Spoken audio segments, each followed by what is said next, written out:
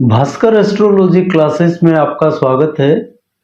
साथियों, जैसा कि आजकल हम स्वग्रही चंद्रमा के फलों के बारे में बात कर रहे हैं, तो आज उसी क्रम में हम बात करेंगे वृश्चिक लग्न में स्वग्रही चंद्रमा की। जैसा कि आप उदाहरण कुंडली में देख पा रहे होंगे, नवम भाव कर्क राशि में चंद्रमा बैठकर स्वग्रही चंद्रमा कहलाता है। यहाँ वृश्चिक लग्न में चंद्रमा नवमेश होता है और स्वयं के भाव में ही बैठा है, तो इसे हम ऐसे भी कह सकते हैं कि नवमेश नवम भाव में बैठा है। नवमेश को हमेशा शुभ ही माना गया है।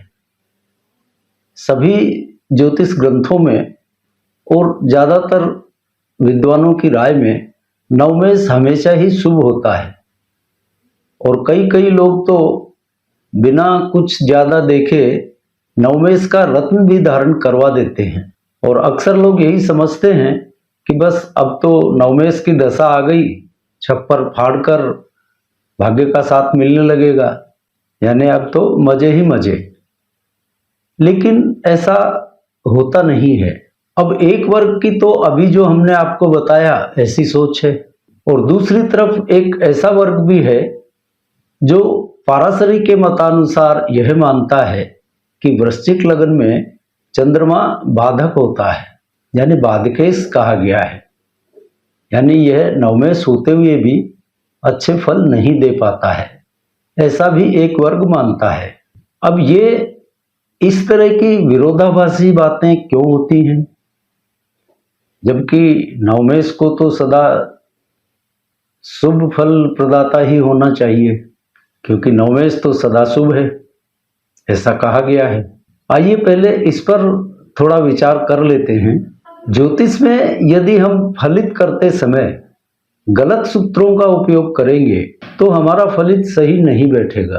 कहने को आप कितने भी ज्योतिष ग्रंथों के ज्ञाता हो सकते हैं, सभी श्लोक आपको कंठस्थ हो सकते हैं, अपनी बात को सही सिद्ध करने के लिए आप तर्क भी दे सकते हैं, लेकिन उससे फल परफेक्ट बैठ जाए यह जरूरी नहीं है। तर्क अलग चीज है और सही फलित तक पहुंचना अलग चीज है। सही फलित तक हम सही सूत्रों के सहारे ही पहुंच सकते हैं। और यूं भी देखा जाए तो फलित में हमेशा 2 और 2 4 ही होने चाहिए, और 2 और 2 को 3 या 5 करना है तो तर्क के सहारे तो कुछ भी किया जा सकता है, पर वो एक ज्योतिषी का धर्म नहीं है। तर्क देना अलग चीज है, लेकिन जो आपके सामने जातक आया है उसकी सही समस्या तक पहुंचना वो एक अलग बात है।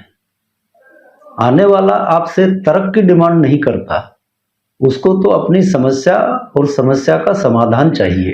अब यहाँ वृश्चिक लग्न में हम नवम भाव स्वग्रही चंद्रमा को देखें तो यह अपने नवमेश होने के फल नहीं दे पा रहा है और दे भी नहीं सकता, और इसे ही पाराशरी में बाधक भी कहा गया है। अब इसका कारण आपको साफ दिखाई दे रहा होगा कि कहने को तो चंद्रमा नवमेश है, लेकिन आप देखिए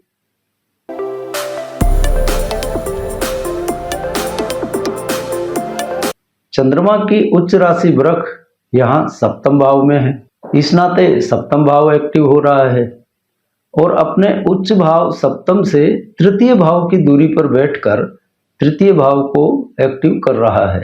और यहाँ चंद्रमा की नीच राशि वृश्चिक लग्न में है तो लग्न डीएक्टिवेट होगा, और लग्न से दूरी नवम भाव की है तो नवम डीएक्टिवेट होगा।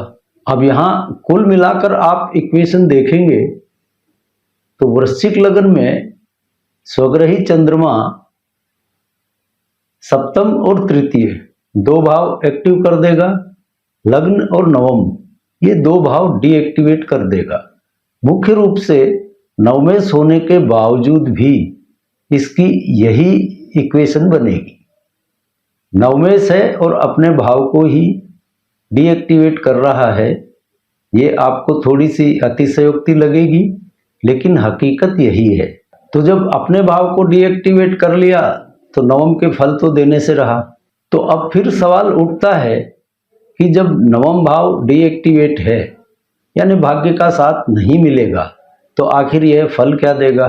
तो यहाँ तृतीय भाव एक्टिव होने की वजह से इस चंद्रमा के दशा काल में जातक को अपनी मेहनत के बलबूते ही आगे बढ़ना होगा। यहाँ भाग्य कोई काम में नहीं आएगा, मेहनत करनी पड़ेगी। यदि नवमेश की दशा समझकर इस चंद्रमा के दशा काल में जातक भाग्य भरोसे बैठा रह गया कि अब तो भाग्य से ही छप्पर फाड़ कर मिलेगा, तो फिर उसे कुछ भी नहीं मिलने वाला है। और जातक यहाँ पर भाग्य भरोसे बैठे रहने की बजाय मेहनती हो, श्रम करे, श्रम से मेरा मतलब कोई कुदाल फावड़ा लेकर नहीं, मेहनत से अपना कर्म करे, तो फिर वह सब कुछ पा लेता है। यानी कुल मिलाकर इस चंद्रमा के दशा काल में जातक को मेहनत से मुंह नहीं मोड़ना चाहिए। मेहनत करता रहे, फिर कोई दिक्कत नहीं है। जितनी मेहनत करेगा उसका प्रतिफल उसको अवश्य मिल जाता है। और इस चंद्रमा के दशा काल में छोटे भाई बहनों का, नौकर चाकरों का अच्छा सुख सहयोग मिलता रहता है, उनकी तरफ से कोई परेशानी नहीं आती। और इस दशा काल में जातक ज्योतिष, अकाउंटेंसी, मीडिया, खान पान यानी रेस्टोरेंट, इन धंधों में भी रुचिवान रहते हैं, खाने पीने के भी शौकीन होते हैं। और एक बात कि इस चंद्रमा के दशा काल में आप पाएंगे कि जातक का आस पड़ोस बहुत अच्छा होता है। उसके मोहल्ले में सबसे संबंध अच्छे होंगे, मोहल्लेदार अच्छे होंगे। यह एक विशेष बात इस चंद्रमा के बारे में देखी गई है। दूसरी एक बात कि नवमेश होने के बावजूद भी इस चंद्रमा के दशा काल में जातक बहुत ज़्यादा धार्मिक रीति रिवाजों का पालन नहीं कर पाता। हाँ, अंदरूनी तौर पर वह धार्मिक जरूर होता है, लेकिन दिखावा नहीं कर पाता। नवमेश है, लेकिन यहाँ पर नवम भाव डीएक्टिवेट हो चुका है, इसलिए वो दिखावा नहीं करता। अंदरूनी तौर पे जरूर धार्मिक है, उसमें कोई अश्रद्धा या नास्तिकता जैसा भाव नहीं होता, लेकिन दिखावे से दूर रहता है। अब अंत में एक बात पर आप विशेष गौर करिएगा कि इस चंद्रमा के दशा काल में इन जातकों को जो भी समस्याएं, कठिनाइयां आएंगी, उनके पीछे कहीं ना कहीं कुंभ राशि के लोग होंगे। कुंभ राशि यानी स और ग, एस और जी, इन नामाक्षरों से शुरू होने वाले लोग ही इनकी परेशानियों, कठिनाइयों का कारण बनते हैं। और इस बात को आप अपने अनुभव से परख कर देखिए, और बाद में कभी आपको हम इसका कारण भी समझा देंगे। तो इसी के साथ आज के चैप्टर को यहीं विराम देते हैं और अगली बार मिलते हैं आपसे किसी नए विषय के साथ। तब तक के लिए जय जय सिया राम।